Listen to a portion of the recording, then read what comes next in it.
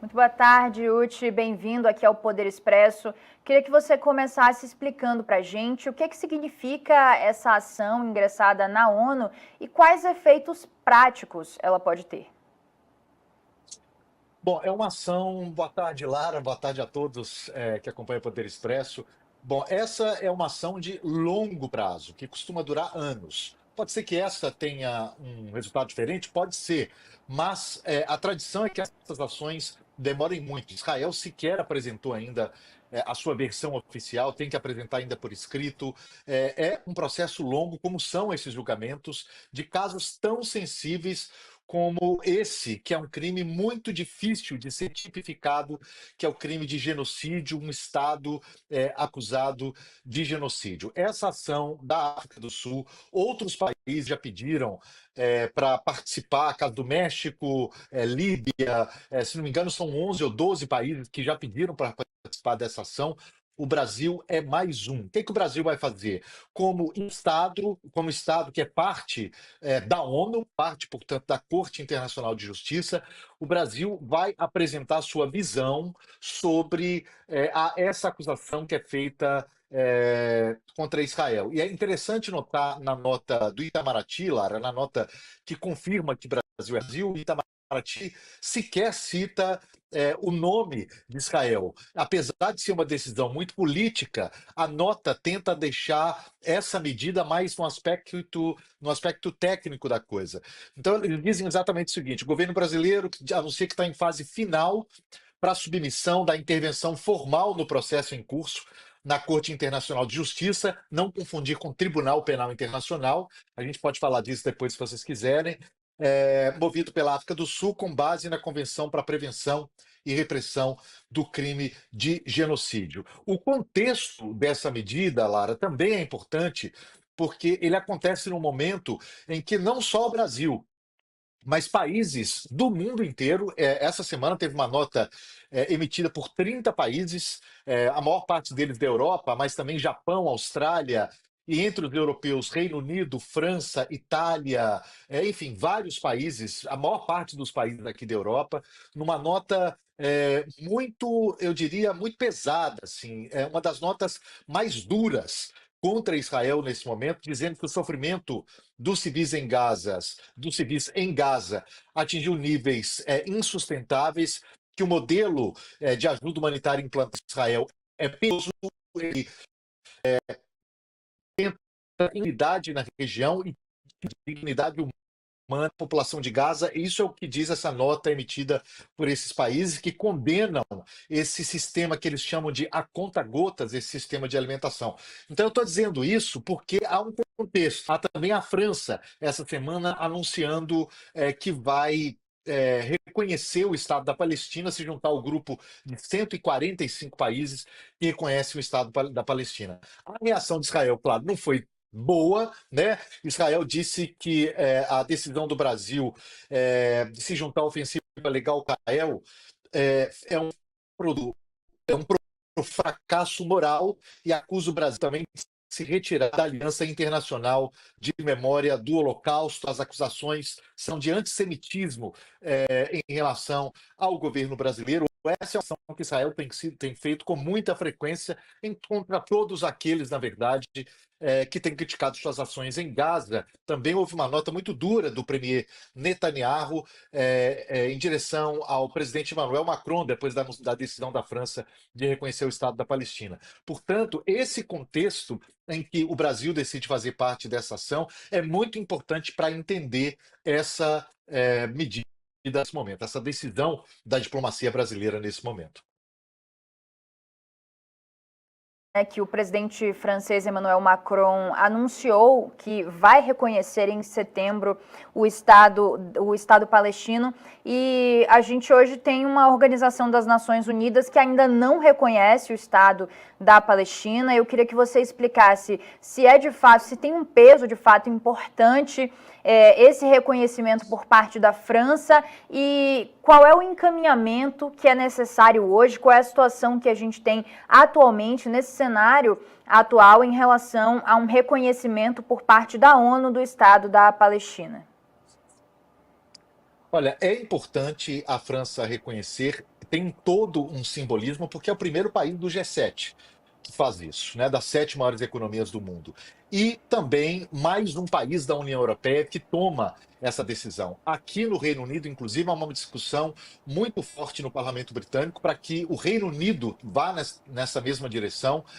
A Alemanha, há também uma pressão para que a Alemanha reconheça, embora os alemães tenham dito nessa sexta-feira que ainda não estão perto de fazer isso. Talvez os britânicos estejam até mais. Embora haja hoje, se eu não estou enganado, 145 países. Portanto, a grande maioria dos países, a grande maioria da comunidade internacional, já reconhece a Palestina como Estado soberano e independente. O que falta para que isso seja formalmente aprovado por toda a comunidade internacional? Isso tem que passar pelo Conselho de Segurança da ONU.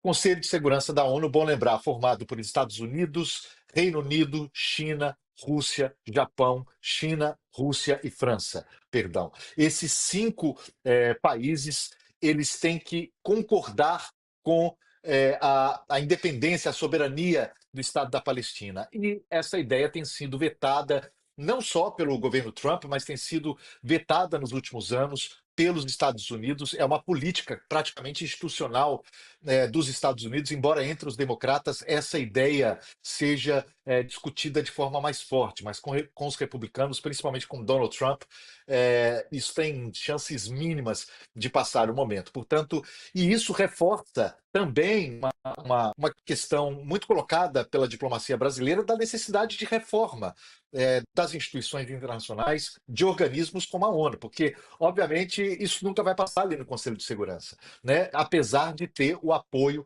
da grande maioria da comunidade internacional, isso não passa ali. O Estado de Israel, obviamente, diz que reconhecer a Palestina é reconhecer o direito de um povo que não quer a existência do Estado de Israel. O que não corresponde à verdade em todos os casos, porque o presidente da Autoridade Palestina, que é mencionado, inclusive, por Emmanuel Macron nessa carta, nessa mensagem, em que ele anuncia que a França vai reconhecer a Palestina, o Mahmoud Abbas, presidente da Autoridade Palestina, diz ali muito claramente que defende a solução de 2 estados, com Israel convivendo ao lado da Palestina, portanto, reconhecendo o Estado de Israel. Mas enquanto houver essa configuração da ONU, essa configuração do Conselho de Segurança, Lara, eu acho muito difícil que a Palestina seja, enfim, reconhecida como Estado independente, não apenas por um grupo de nações.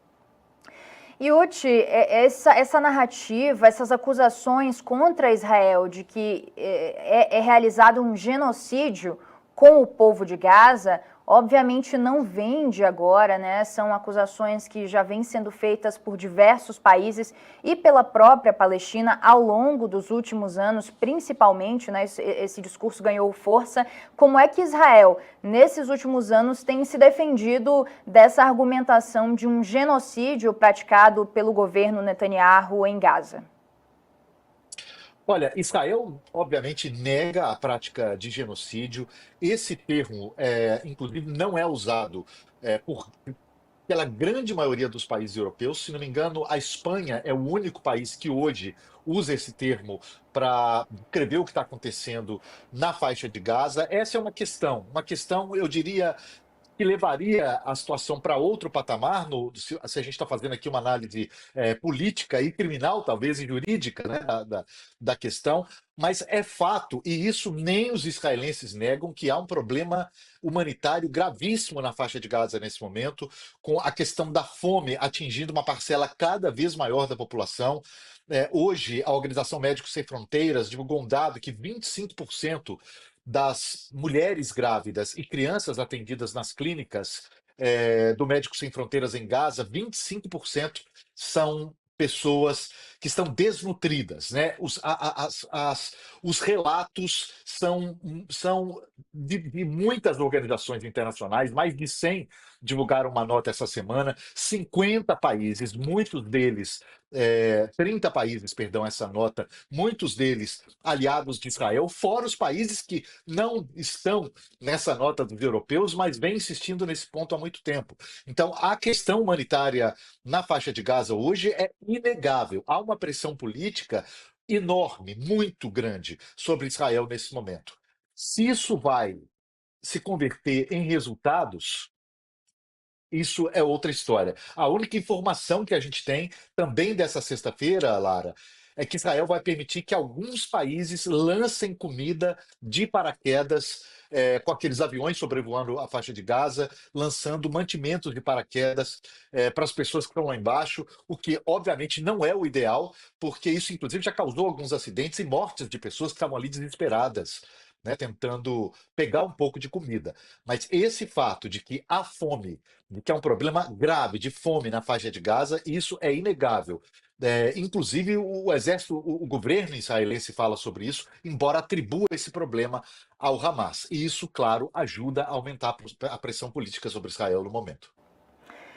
Pois é, Uti, eu ia comentar com você justamente sobre essa notícia de hoje, né, de que Israel passou a autorizar ajuda humanitária em Gaza. A gente lembra, inclusive, né, há pouco tempo, recentemente, a flotilha que tentou chegar a Gaza com ajuda humanitária. A gente falou muito sobre isso aqui por causa, principalmente, do brasileiro Thiago Ávila, ativista, né, que estava nessa flotilha. Eles foram detidos, ficaram em Israel presos por alguns dias até que foram liberados. Foi uma situação que repercutiu muito aqui no Brasil, especialmente por causa de Thiago Ávila. Então, o que você está dizendo é que essa notícia, que a primeiros olhos parece muito positiva, de que Israel autorizou a ajuda humanitária a Gaza, na verdade, ela não necessariamente significa que a miséria lá vai ser amenizada, né? Não, olha, para quem não tem nada, ou para quem tem muito pouco, chega um pouco de ajuda, a situação fica menos ruim, obviamente, né? Para quem não... Os relatos, de fato, são muito graves. A gente, nos últimos dias, todas essas organizações internacionais envolvidas, humanitárias, organizações muito respeitadas, Médicos Sem Fronteiras, Conselho Norueguês de Refugiados, Programa Mundial de Alimentação, Nações Unidas, todas essas instituições e organismos internacionais dizendo o seguinte: olha, a fome está chegando às pessoas que trabalham para a gente. Né? Meus funcionários estão desmaiando de fome, as pessoas estão passando necessidade de ter ali uma refeição a cada 2 dias, um pouco de uma vez. Os relatos vão todos nesse sentido. Portanto, quando chega essa ajuda, ainda que de forma que não seja a forma ideal, é claro que vai ter que ajude as pessoas, mas o ideal, obviamente, é voltar a uma situação em que a ONU, é isso que pede a nota dos países europeus, é isso que pede a maior parte da comunidade internacional, para que a ONU volte a fazer essa distribuição, porque tem uma experiência ali de décadas fazendo isso. Tinha 400 pontos de distribuição na faixa de Gaza, está resumida a 4 pontos de distribuição de ajuda humanitária, de comida, por essa empresa, a Fundação Humanitária de Gaza, que é uma empresa privada dos Estados Unidos, sob tutela do exército israelense, e onde 800 pessoas, esse número é usado na nota desses países, na nota dos países europeus, 800 pessoas morreram quando tentavam acessar a comida, quando tentavam acessar esses pontos. 4 pontos para mais de 2 milhões de pessoas. Claro que não é o suficiente. Portanto, há uma pressão lá, quando a gente se faz essa pergunta, mas até quando? O que pode mudar esse quadro? Olha, eu diria que quem pode mudar esse quadro agora são os Estados Unidos. Acho que é o único país que tem agora, até porque os Estados Unidos enviam 70% das armas usadas por Israel para atacar Gaza, são os maiores parceiros econômicos e políticos, historicamente, de Israel. Portanto, o destino das pessoas de Gaza está nas mãos do governo israelense, mas também do governo dos Estados Unidos.